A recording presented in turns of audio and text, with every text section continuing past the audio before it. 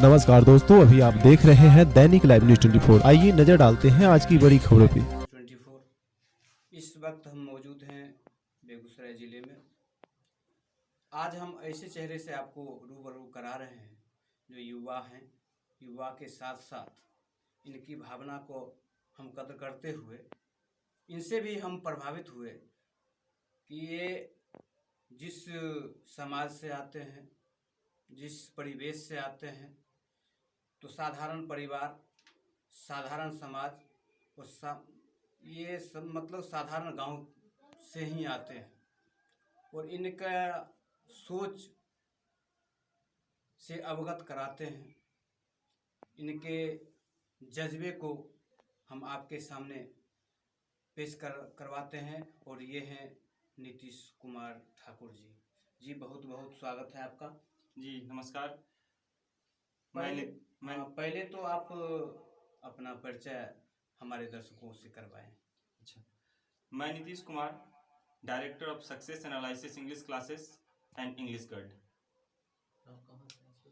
और मैं मंसूर चक के एक छोटे से गांव कस्टोली से हूं।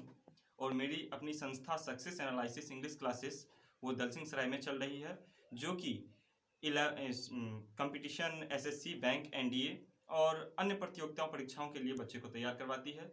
और इंग्लिश गर्ड भी जो 11th और 12 बिहार बोर्ड और सीबीएसई बोर्ड के बच्चों को तैयार करवाती है। तो जैसा कि हम जानते हैं कि प्राइवेट सेक्टर में टीचिंग कराना, आम लोगों को, गरीब शोषित वर्ग के बच्चे को पढ़ाना अभी के युग में, महंगाई के युग में हमको ऐसा नहीं लगता है कि सक्सेस हो पाएंगे। तो उसके लिए आपके अंदर कुछ ऐसा हो कि जो गरीब के बच्चे हैं आपसे कैसे जुड़ेंगे? सर मैं बता दूं, सबसे पहले तो मैं दलसिंह सराय में जो ऑफलाइन क्लासेस जो मेरे 2 साल से चल रहे हैं, मैं उसमें भी कोई हाई फी नहीं है। बस मैं उतना ही फी लेता हूं जितने की मैं सारे मटेरियल जितना मैं दे रहा हूं, बस उसी का चार्ज लिया जाता है। और सर कुछ जो वहाँ तक मैं एफर्ट कर सकूँ, बस उतना ही फ़ी है। और ख़ास करके मैं आपको आपके चैनल के माध्यम से ये बता दें, जो मेरे पास नहीं पहुँच पा रहे हैं, दूर दराज के बच्चे हैं और उनका ये भी कहना है कि सर हम आपकी फ़ी जो 1000-1500 है उनको मैं नहीं दे सकता हूँ, उनके लिए मैं अपने ऑनलाइन के माध्यम से यूट्यूब पे मैं सक्सेस एनालिसिस इंग्लिश क्लासेस एक यूट्यूब चैनल बना दिया हूँ, जिस पे पर डे एक एपिसोड डाला जाता है। उसमें कभी होता है तो 20 से 25 क्वेश्चन प्रीवियस करा दिए जाते हैं। और मैं 2 दिन पहले से क्लास 12 का भी वीडियो बना करके उस चैनल पे डाल रहा हूँ। और मैं अधिक से अधिक विद्यार्थियों से ये कहता हूँ कि आप जैसे कि अभी आप मार्केट में चैनल को सब्सक्राइब करें, लाइक करें, शेयर करें, ये बात जो बोली जाती है, मैं इस पे कोई बहस नहीं करना चाहता हूँ। मैं सीधा बोलता हूँ, आप इस चीज़ का फायदा लें, आप उसको देखें, समझें, और यदि आपको कोई परेशानी होती है तो कमेंट बॉक्स में लिखें। और यदि आप मुझे सब्सक्राइब, लाइक या शेयर करते हैं या कमेंट करते हैं तो मुझे आशीर्वाद स्वरूप मुझे हिम्मत मिलेगा और मैं बेहतरीन करने का प्रयास करूंगा। यदि आप जैसे साइट्स के माध्यम से आपसे अगर कोई बच्चे जुड़ नहीं पाते हैं, तो अगर चाहें तो आप अपना व्हाट्सएप नंबर शेयर करना चाहें तो मेरे माध्यम से करें। सर देखिए, सबसे पहली बात तो है कि सर यूट्यूब पे ही कमेंट का ऑप्शन दिया हुआ है। अगर आप एक्चुअली लॉकडाउन है और लॉकडाउन में मैं अपने घर पे हूँ कस्टोली गांव में। और इस कस्टोली गांव में सर मेरा घर बिल्कुल रोड के किनारे है। मैं एक वीडियो को रिकॉर्ड करने में, शूट करने में लगभग 4 घंटा देता हूँ। और उस 4 घंटे सिर्फ रिकॉर्ड करने और एडिट करने में लगाता हूँ, क्योंकि मेरे पास सर लैपटॉप की सुविधा नहीं है। मैं एक फ़ोन से ही सब कुछ करता हूँ। और उसके बाद मैं उस 4 घंटे को वीडियो को शूट करने के लिए लगभग मैं 8 घंटे स्टडी पहले करता हूं। क्यों? क्योंकि मैं उसमें सिर्फ प्रीवियस क्वेश्चन करवा रहा हूं। और एसएससी का प्रीवियस क्वेश्चन आप भी समझ रहे हैं, 1 साल से नहीं है, वो आज से ही नहीं, बहुत मेरे जन्म से पहले से एसएससी एग्जाम ले रही है। तो उस सारे क्वेश्चन को मैं पहले कलेक्ट करता हूं और मैं किस लेवल से बच्चे को लेकर जा रहा हूं वहां तक। अब रही बात सर आपका व्हाट्सएप, तो मैं व्हाट्सएप नंबर दे देता हूं, लेकिन मैं सभी को यही बोलूंगा कि आप अधिक से अधिक यूट्यूब पे कमेंट करें, ताकि आपका जो दिक्कत है, आपकी जो परेशानी है, वो सारा इंडिया जो आज मुझे देख रहा है वो सब वहां से देखें। और आपकी आवाज जो, अगर आप मुझे बताते हैं सर लाइट का प्रॉब्लम है, तो आप अगर एक बोलते हैं और मुझे 200 लाइक मिलता है तो मैं इस चीज को भूल रहा हूं। लेकिन वही आवाज अगर 100 के साथ आएगी कि सर लाइट का प्रॉब्लम है, तो मैं यहाँ दूर करूंगा। ऐसे मेरा व्हाट्सएप नंबर 620058 2013 यानी 6258-2013। नहीं, बारी बारी से बोलिए, हिंदी में बोल दीजिए। 6200 जी नहीं, जी नहीं। 6200058201 तो हम आपसे ये जानना चाहते हैं कि यदि आज के युवाओं को आप अपने इंस्टीट्यूट के माध्यम से, अपने संस्थान के माध्यम से, अगर आपका कोई मार्गदर्शन हो या सलाह हो या संदेश हो, अगर देना चाहें तो वो संदेश आपका क्या है? देखिए सर, सबसे पहले तो मैं बताता हूँ कि हर मनुष्य के जीवन में एक ऐसा समय आता है जिस समय उसके पास दो विकल्प होते हैं, एक निखरने की और एक बिखरने की।